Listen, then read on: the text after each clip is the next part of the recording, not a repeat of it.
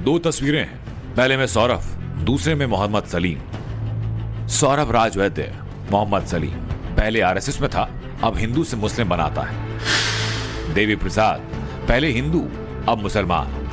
वेणु कुमार पहले हिंदू अब अब्बास यानी मुसलमान। मध्य प्रदेश से लेकर हैदराबाद तक लोग सन्न हैं, क्योंकि खेल सिर्फ हिंदू से मुसलमान बनाने का नहीं, यहां धर्मांतरण के नाम पर जिहादी साजिश का खुलासा हुआ। जो जिहादी लव को हथियार बनाते हैं, जो लव के नाम पर जिहाद करते हैं, उनके लिए मध्य प्रदेश ने पहले से ही कानून बनाया हुआ है। भोपाल, छिंदवाड़ा, हैदराबाद में एमपी एटीएस के छापों के बाद ऐसे धर्मांतरण वाले मॉड्यूल का राज फाश हुआ, जिसके बारे में कहा जा रहा है कि वो स्लीपर सेल की तरह काम करता है। धर्मांतरण के इस खेल में जाकिर नायक का नाम आया। जो शख्स पकड़ा गया, जिसे मास्टरमाइंड बताया जा रहा है, वो कभी हैदराबाद के Deccan college of medical science में प्रोफेसर था। लेकिन इस मामले में जो सबसे ज्यादा चौंकाने वाली बात है वो ये कि आरएसएस की शाखा में जाने वाला कट्टर हिंदू सौरभ कैसे सलीम बन गया, और सलीम बनते ही उसने एक तरह से धर्म बदलने वाली फैक्ट्री खोल दी। एक बार फिर जरा ग्राफिक के जरिए समझिए। कहानी यही नहीं रुकती। स्लीपर सेल ऐसे नहीं कहा जा रहा, ऐसे ऐसे विशेषण इसलिए की लिस्ट बहुत लंबी है। वेणु कुमार अब्बास बन गया, देवी प्रसाद अब्दुल रहमान बन गया। सलीम, अब्बास और रहमान ने मिलकर क्या किया, इसकी जांच अब एटीएस की टीम कर रही है।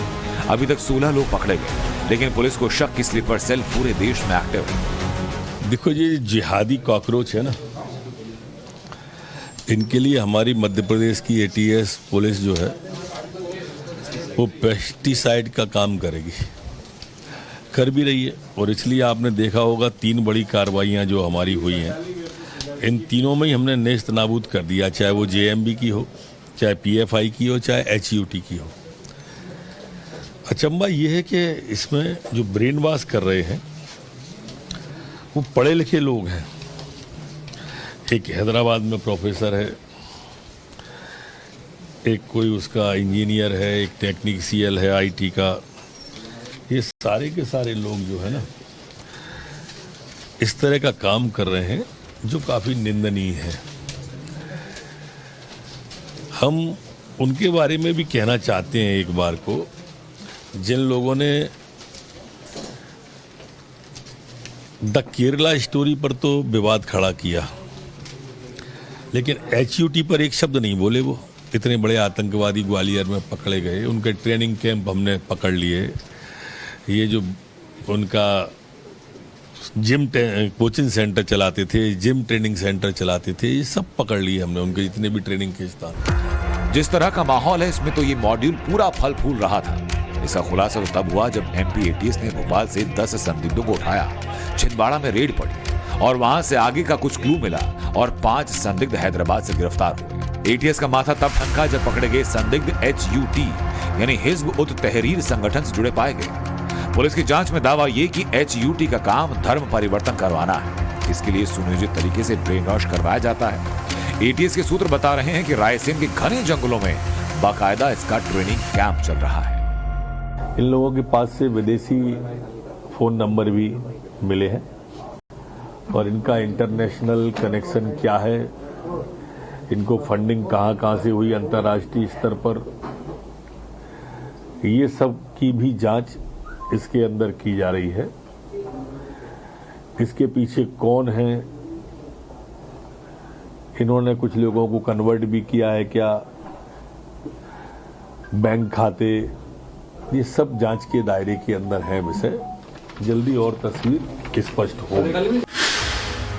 एटीएस के हाथ में जो लिस्ट, उसमें 16 लोगों में से 8 लोग कन्वर्ट होकर मुसलमान बने। भोपाल से गिरफ्तार 10 में से 5 लोग ऐसे हैं जिन्होंने हिंदू धर्म छोड़कर इस्लाम अपनाया।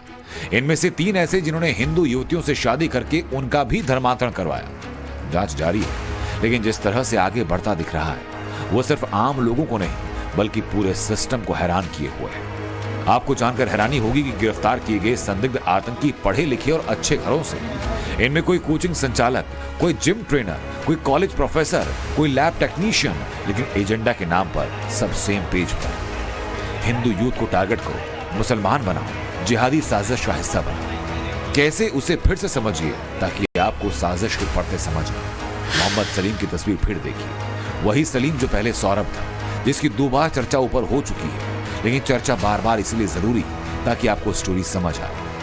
जहां तक मैं समझता हूं सनातन सत्य के हिसाब से कि सभी धर्मों के प्राण नैतिक मूल्य हैं, इस्लाम में भी वो है, लेकिन जो सौरभ बात करता था वो बात मेरे हिसाब से रूहानी इस्लाम के खिलाफ थी और मैं इसका प्रतिकार करता था। बराबर मैंने उससे बहस होती थी, बहुत से कई लोगों के सामने बहस होती थी जिसमें मैं, लेकिन आखिर में मुझे ऐसा लगता था कि वो कुतर्क करता है, कई जगह वो बहुत उत्तेजित हो जाता है और कई जगह वो पटरी छोड़ता था तो हमारी बातचीत रुक जाती थी और अंत में मैंने कहा कि घर में माहौल खराब होता है, इसलिए उससे सीधी बात करना भी मैंने बंद कर दिया।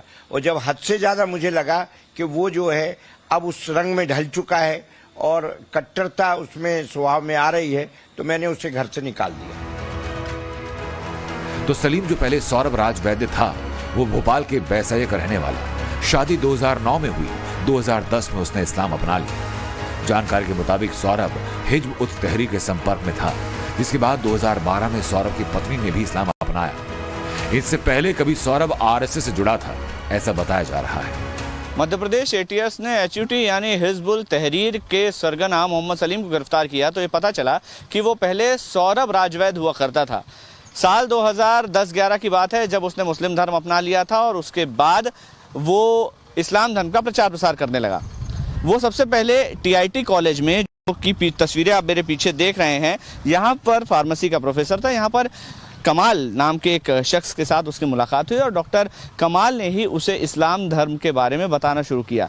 ये चर्चाएं होने के बाद वो धीरे धीरे इस्लाम की ओर आकर्षित होने लगा और उसने इस्लाम धर्म ग्रहण कर लिया। डॉक्टर कमाल को भी छिंदवाड़ा से एटीएस ने हिरासत में लिया है। हमें जो जानकारी मिल रही है कि साल 2014 में एक शिकायत के बाद जो सलीम है यानी कि जो सौरभ नाम का शख्स था उसको यहाँ से निकाल दिया गया था और उसके बाद वो फिलहाल डेक्कन कॉलेज, जो कि ओवैसी का कॉलेज बताया जाता है फार्मेसी का हैदराबाद में, वहाँ पर प्रोफेसर था। एटीएस इस पूरे मामले में जांच कर रही है और अलग अलग एंगल से पूरी पड़ताल की जा रही है। मध्य प्रदेश सरकार इसको लेकर के काफ़ी गंभीर है और इस पूरे मामले में आने वाले समय में बड़ा खुलासा भी हो सकता है। तो रक्षाबंधन के दिन जब उसने अपनी बहनों से राखी बंधवाना भी मना कर दिया और वो जो है घर से बाहर चला गया, हम जब सब लोग बैरसिया जैन मंदिर में गए तो वो उसके बच्चों को छोड़कर वो बाहर चला गया। इन बातों से मुझे लगा कि ये आदमी जो है एकांतिक हो गया है, सबके प्रति आदर नहीं रहता। कहीं हमारी बात जचे या ना जचे, किसी दुकान से हम कुछ खरीदे या ना खरीदे, लेकिन वहां रुककर बात तो कर सकते हैं।